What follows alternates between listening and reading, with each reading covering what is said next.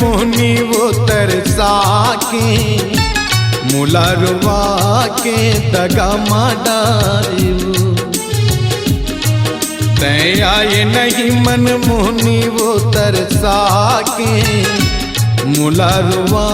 के दगा माडारियो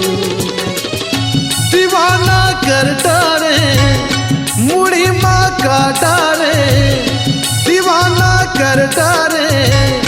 मुड़ी माँ का डारे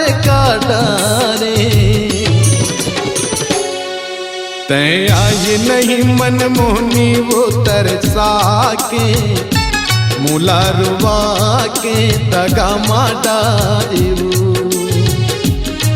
तय आए नहीं मन मोहनी वो तरसा के मुलारवा के दगा माडारियो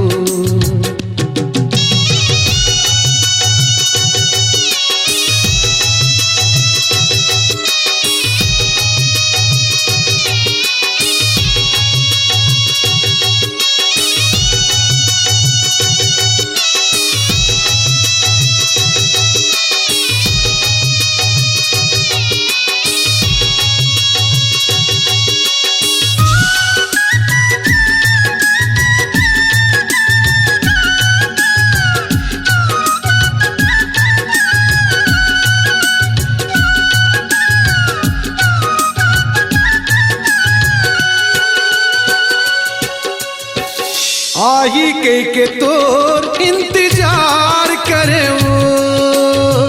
बेरला तारे मुंदियार करे वो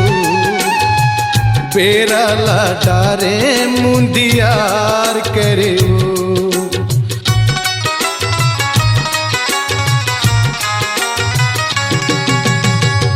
आई के तोर इंतजार करे वो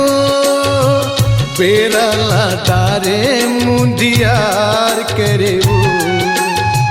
बेरला तारे मुंदियार करे वो मायारू नहीं आए रे काबर तरसाए रे मायारू नहीं आए रे काबर तरसाए रे तरसाए तय आए नहीं मन मोहनी वो तरसा के मुलारवा के दगा माडारियो तय आए नहीं मन मोहनी वो तरसा के मुलारवा के दगा माडारियो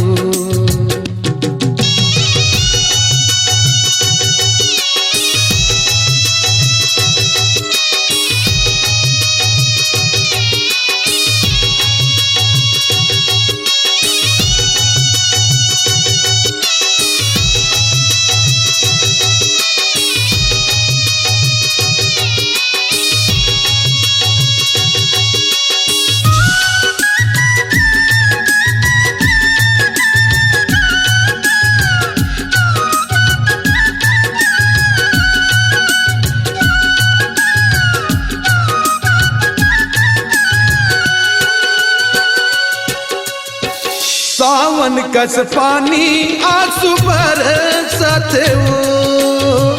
देखे भी न तुला न तरसत वो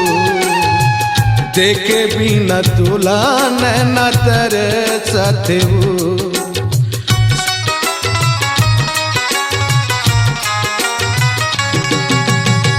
सावन कस पानी आंसू बरसत वो देखे भी न तुला न तरसत वो देखे भी न तुला न तरसत वो मायारू नहीं आए रे काबर तरसाए रे मायारू नहीं आए रे काबर तरसाए रे तरसाए तय आए नहीं मन मोहनी वो तरसा के मुलारवा के दगा माडारियो तय आए नहीं मन मोहनी वो तरसा के मुलारवा के दगा डारे दीवाना कर डारे मुड़ी माँ का डारे दीवाना कर डारे मुड़ी माँ का डारे ते आए नहीं मन मोहनी वो तरसा के मुलारवा के दगा डारे ते आए नहीं मन मोहनी वो तरसा के मुलारवा के दगा डारे दगा डारे दगा डारे दगा डारे।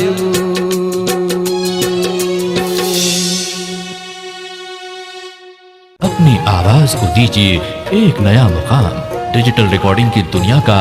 जाना पहचाना नाम स्वरांजलि, जहां गूंजती हैं ध्वनियां अपनी माटी की सौंधी सुगंध के साथ। छत्तीसगढ़ी संगीत के विविध रंग जो पहुंचाते हैं पूरे प्रदेश में डिजिटल रिकॉर्डिंग के संग। स्वरांजलि स्टूडियो, नेमीचंद गली नंबर 2, गंजपारा, रायपुर।